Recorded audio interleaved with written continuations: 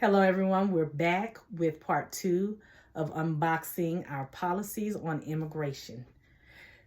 So last week we talked about trying to fast track and help out immigrants who are upstanding citizens who've been here. The process is taking longer than it should. The reason why I feel like part of the reason is the process is taking longer than it should is what we have to also understand is when we're letting non-citizens just flood the border and come in, we're automatically giving services and needs to other groups, because we have to face it. America does not have a blank check to write. And a lot of people see us as money, money, money. But right now, our people are struggling.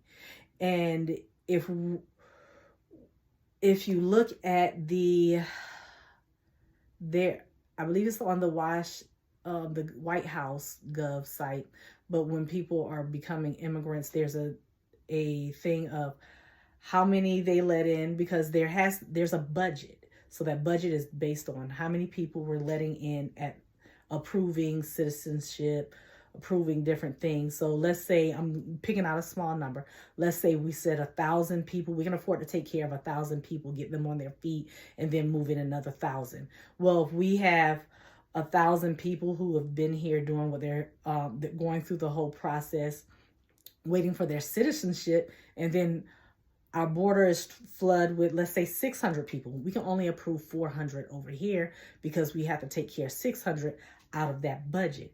And saying to increase the budget really doesn't help when we're already having more of an issue with homelessness right now. The more that we're throwing money at it, the more it's increasing. So imagine, the more we throw money at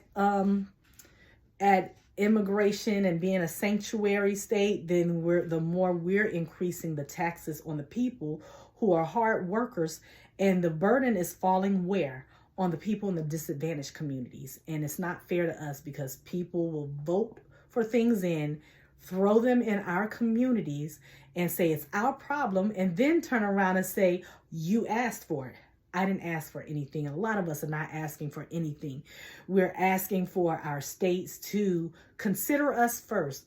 Make sure that we're taken care of first. Love starts at home. If I have a home and let's say if I only have enough food just to feed me and my kids and maybe one other person, I'll help out that one other person, but I'm not going to feed you over my kids. Same thing when you're on the airplane.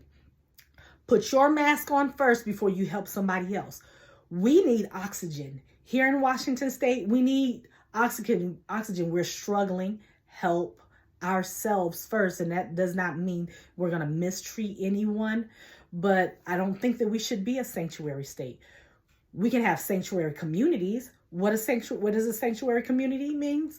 That means you and your community volunteer and pitch in. Everybody agrees, not you're forcing on somebody, but everybody agrees, say, okay, we would like to take in some immigrants, and how can we help them? What can we provide them? We're going to all pitch in, pay for whatever they need, get them on their feet, help them go through the process. No miscommunication.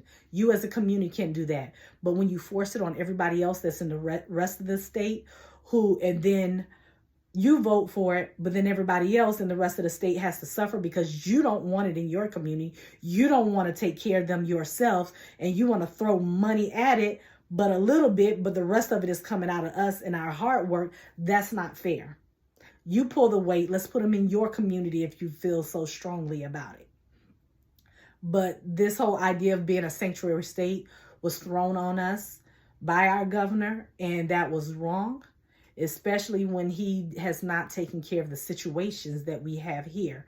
Now, other people might say, oh, these taxes don't bother me, so that's not a subject. Well, you are as strong as your weakest link. You know what? I'll talk about that in my other video, but I'm going to keep this on immigration. So as far as immigration goes, we should not be a sanctuary state. Do the sanctuary communities and let everyone pitch in that community that agrees. I'm going to pick this up in part 3 of my next video. We'll talk more about it.